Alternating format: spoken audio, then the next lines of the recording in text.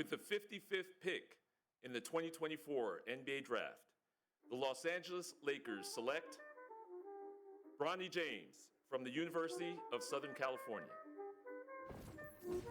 So as you can tell by the title of this video, I'm going to be breaking down on why this kid was set up for failure from the start. And by the start, I'm talking about the expectations. So we're going to go into a timeline of where this first started, March 6th of 2023. Lebron went on to Twitter to say that Bronny is better than some of these cats on League Pass, and keep in mind that Bronny was still in high school averaging only 14 points a game. But after this tweet came out, his expectations skyrocketed and there were actually millions of people tuning into his high school highlight tapes, and honestly, they were not that bad. Now, they certainly were not as impressive as, let's say, Austin Rivers or John Wall's high school mixtape, but for what it was definitely D1 material. Now, after high school, he had offers from numerous schools such as Ohio State, UCLA, and Oregon, but he ultimately decided that USC was his best choice, considering the fact that he knew that he would get a lot of playing time since they were one of, if not the worst team in the Pac-12 conference.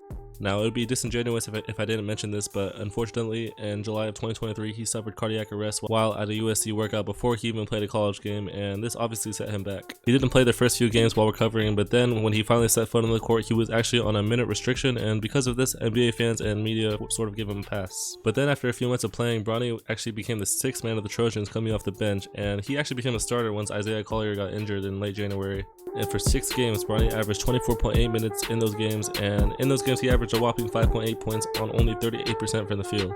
Now keep in mind, this is what was supposed to be running the offense, and it was at this moment that people knew that he was not NBA material. Now, of course, LeBron, having some of the most delusional fans and media members, compared this to guys like Russell Westbrook and Jimmy Butler's mediocre college stats, but this is the context that they are missing. Both of these guys did not declare for the NBA draft after their freshman year, and they both knew that they were not good enough, so they stayed in college and improved. And that's the thing, I don't think that anybody would knock Bronny if he stayed another year at USC, because he certainly would be a starter, considering that Isaiah Collier, who I mentioned earlier, was drafted to the Jazz in the first round.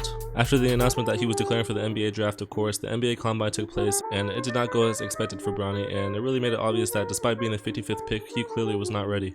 Now, the NBA takes measurements without shoes, so his height went from 6'4" to 6'1", and in one of the games he shot 4 of 10 and scored 13 points. Now, 40% from the field is not necessarily terrible, but keep in mind that this was his best game out of the 3 games that he played. 13 points on 10 shots is not exactly a standout if your last name is not James. And what happened after the Combine is crazy. 2 anonymous NBA scouts released the reports about Bronny, and they had a lot to say, and I'm not going to read everything that's on here, so you could pause to have a look, but what stood out to me is the quote, "His strength is supposed to be defense, but every single bigger player that switched onto him scored, and he is supposed to be a point guard based off his size, but he cannot run an offense."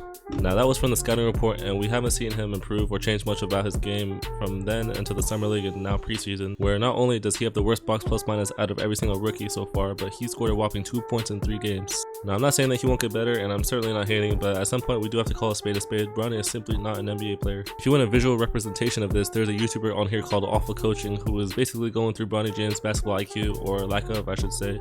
And watching these videos, Bronny just looks really lost out there. Also, if there's any Lakers fans watching this, then know Bronny should not get any playing time over JHS, and I think Jalen is actually 10 times the player Bronny was. Even last year when JHS was 19, I mean, Jalen actually averaged decent stats in the G League, which is better competition than college, where Bronny only averaged 5, 2, and 2 on these shooting splits. Having JJ Redick as the coach also doesn't help, because it seems like he's going to be having Bronny playing when he really shouldn't be, and if you watch the WNBA, then you know that this is exactly like the Teaspoon and Angel Reese situation. I seriously think that if the Lakers miss the playoffs and LeBron retires, then JJ's gone. At this point in October, the season's about to start, and I can't help but laugh that Bronny actually had Drew Holiday / Donovan Mitchell comparisons in high school, because I actually never bought it. I mean, both of those guys averaged all-state stats in high school and were both exceptional in college, and I'm not even trying to be funny. I think that it is an accurate draft comparison for Bronny would be Killian. The only difference is that Killian Hayes was drafted on his own, and that is going to be the end of the video though. Leave a like if you enjoyed. I have a part 2 of my last video coming out tonight, so hit that subscribe button, and of course, peace out.